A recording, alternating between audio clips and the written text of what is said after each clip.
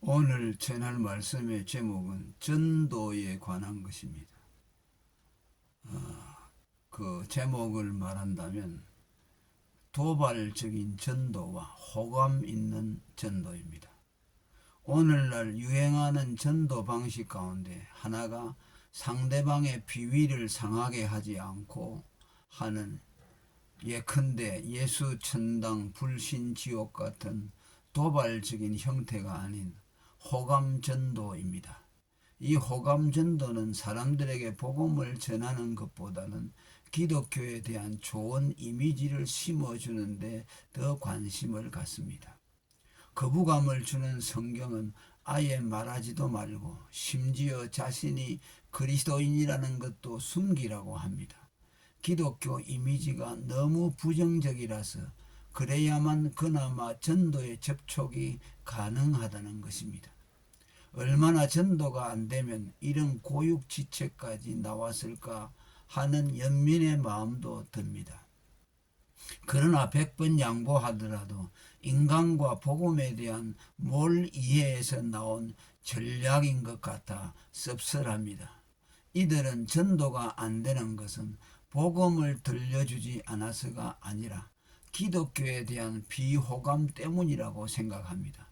그들에게는 복음의 능력 같은 것은 고려되지 않는 듯하며 오직 사람들의 호감을 사는 것에만 관건을 둡니다. 이들은 곳곳에 절비한 십자가를 한국에는 더 이상 복음을 알려주지 않아도 된다는 증거로 삼습니다. 그들은 당장 길거리나 전철 안에서 예수 천당 불신 지옥 같은 도발적인 비호감의 전도 방식을 버리고 가톨릭처럼 사회봉사 같은 좋은 이미지를 심는 일에 힘쓰라고 충고합니다. 이들의 주장에서 비교육적인 환경을 제거하면 인간 스스로 완전해질 수 있다는 자연주의 교육관을 봅니다. 이것은 주지하듯이 루소가 말한 교육 사상입니다. 우리는 기독교인에 대한 거부감의 실체를 막연한 추정이 아닌 성경적인 잣대에 의해 제대로 파악해야 합니다. 결론부터 말하면 기독교인의 비호감은 기독교인의 불량함 때문이 아닙니다. 이는 선량한 기독교인들에게조차도 세상은 호의적이 아니었다는 역사적인 사실에서도 확인됩니다. 교회사에서 가장 이상적인 그리스도인들로 평가받는 청교도들까지도 동시대인들에게는 비호감의 대상이었습니다. 그들의 단정한 삶이 사람들에게 호감을 준 것이 아니라 결백주의자, 분리주의자, 까칠한 사람들이라는 평판을 낳았습니다. 청교도 하면 다들 아주 고급진 기독교인을 연상하지만 당시에는 이 호칭이 조롱 섞인 비하어였습니다. 상식적으로 본다면 청교도들은 당연히 동시대인들로부터 존경을 받았어야 했지만 이유 없이 미움을 받은 것은 불가사의하기까지 합니다. 이는 오늘 기독교인에 대한 세상의 비호감에 대해 신중한 분석을 하도록 요청합니다. 오늘날 세상 사람들이 기독교인에게 거부감을 드러내며 겉으로 표방하는 이유가 기독교인의 불량함이지만 사실은 대부분이 복음에 대한 이유 없는 적대감의 표출입니다. 어둠이 빛을 미워하듯이 사람들은 이유 없이 복음과 그리스도인들을 미워합니다. 이는 누구보다 먼저 예수님께 그러했고 그에게 속한 제자들에게도 그러했습니다. 세상이 너희를 미워하면 너희보다 먼저 나를 미워한 줄을 알라. 너희가 세상에 속하였으면 세상이 자기의 것을 사랑할 터이나 너희는 세상에 속한 자가 아니요 도리어 세상에서 나의 택함을 입은 자인고로 세상이 너희를 미워하느니라. 요한복음 15장 18절에서 19절. 그리고 오늘 우리에게도 이것은 예외 없이 적용됩니다. 또 하나는 하나님이 불택자들을 구원해서 제외시키려고 그들의 마음을 강박하게 한 때문입니다. 그런즉 하나님께서 하고자 하시는 자를 긍휼히 여기시고 하고자 하시는 자를 강팍해 하시느니라. 로마서 9장 18절. 그리고 하나님은 이 악역을 사단에게 담당시키셨습니다. 만일 우리 복음이 가리웠으면 망하는 자들에게 가리운 것이라. 그 중에 이 세상 신이 믿지 아니하는 자들의 마음을 혼미케 하여 그리스도의 영광의 복음의 강체가 비치지 못하게 함이라. 고린도후서 4장 3절에서 4절. 이처럼 기독교인들과 복음에 대한 세상 사람들의 비호감은 영적인 차원의 것인데도 기독교인들의 불량함 탓으로 오도되고 있습니다. 심지어 기독교인들까지도 자신들의 불량함 때문에 전도가 거부당한다고 여겨 전도의 담력을 갖지 못합니다. 착한 기독교인들만 있으면 사람들이 전도를 잘 받아들일 것이라는 생각은 성경적 근거도 없으며 영적 원리에도 맞지 않습니다. 차제에 호감 전도가 반드시 좋은 전도가 아니라는 점도 말하고자 합니다. 이는 호감 전도가 피전도자들로 하여금 반드시 그리스도께로 이끄는 것은 아니기 때문입니다.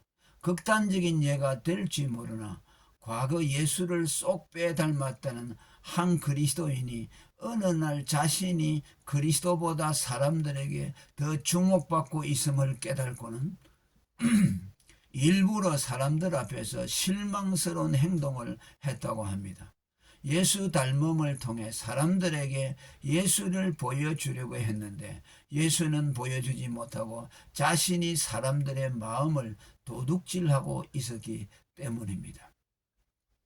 이 실제 인물은 과거에 동방문을 설립했고 맨발의 성자라고 일컬음을 받았던 이현필이라는 사람을 예로 든 것입니다. 인간의 영적 무지가 얼마나 깊은 것인가를 보여주는 대목입니다. 호감 있는 사람이 전도하면 전도가 잘 될 것이라거나 호감 전도가 이상적인 전도 방법이라는 주장이 정당하지 않음을 보여주는 대목입니다. 아이러니하지만 오히려 너무 훌륭한 그리스도인은 전도자가 될 수 없다고 말하는 것이 더 옳아 보입니다. 질그릇의 보배라는 바울의 전도 철학은 오늘도 여전히 유효합니다. 하나님은 질그릇같이 약점 많은 보통 사람들의 전도를 통해 죄인을 구원하십니다. 그리고 전도는 피전도자의 거부감을 두려워할 필요가 없다는 것에 대해서도 말하고자 합니다. 사람들이 기독교인과 복음에 대해 거부 반응을 나타낸다고 해서 그들이 영원히 적대자로 남는 것은 아닙니다. 오히려 그 적대감이 후에 복음을 수용하게 하는 반전 카드가 됩니다. 사실 기독교 역사를 보면 반전이 하나님의 흔한 구령 방법이었습니다.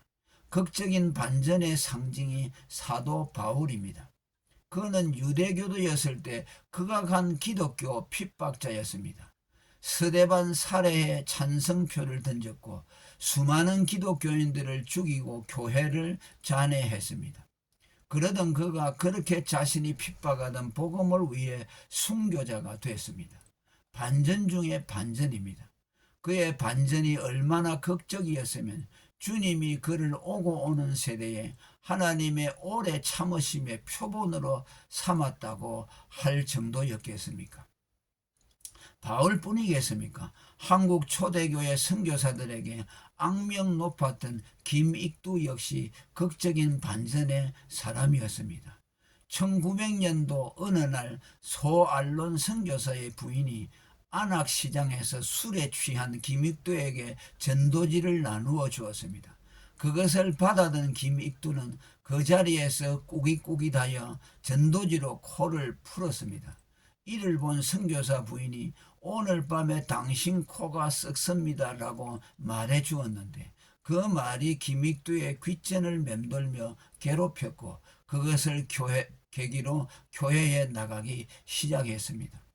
이는 전도란 인간적인 호감으로만 되는 것이 아니며 오히려 과감한 도발과 예상치 못한 반전을 통해 일어날 수 있음을 보여주는 대목입니다. 호감 전도자들은 기독교에 대한 반감이 전도의 방해물이라고 하나 오히려 하나님은 반감을 구원의 반전 카드로 활용하십니다. 반감이 없는 곳에는 반전의 기회도 없습니다. 여기서 또다시 사람으로서는 할 수 없으되 하나님으로서는 다 할 수 있느니라는 예수님의 말씀을 떠올리게 됩니다. 복음의 예측 불허성과 반전의 위대함이요. 마지막으로 복음 전도는 구원뿐만 아니라 심판의 목적도 있다는 것을 말하고자 합니다. 이는 전도자로 하여금 자신의 사명을 제고하게 하며 가시적인 열매에 목을 매지 않게 합니다. 예수님은 만일 누가 복음을 듣고도 그것을 믿지 않으면 그 말이 그를 정죄할 것이라고 요한복음 3장 18절, 요한복음 12장 48절에 말했습니다. 만물에 드러난 희미한 신성을 보고 안 믿었으면 핑계할 수가 없다고 했는데 확실한 복음을 듣고도 믿지 않았다면 정죄받는 것은 당연합니다. 이 점에서 전도자는 전도를 통해 언제나 두 가지 직임을 행사한다고 볼 수 있습니다.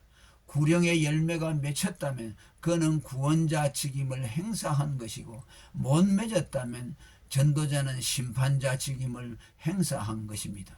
따라서 전도자에게는 어떤 경우도 실패나 헛수고가 없습니다. 노아는 방주 건축을 통해 수년간 하나님의 심판과 구원을 전했지만 단 한 사람도 구원하지 못했습니다. 그러나 성경은 노아의 전도를 실패라고 하지 않았습니다. 노아는 방주 전도를 통해 그 집을 구원했고 전도를 받아들이지 않는 그 시대 사람들을 정죄했다고 말했습니다. 할렐루야.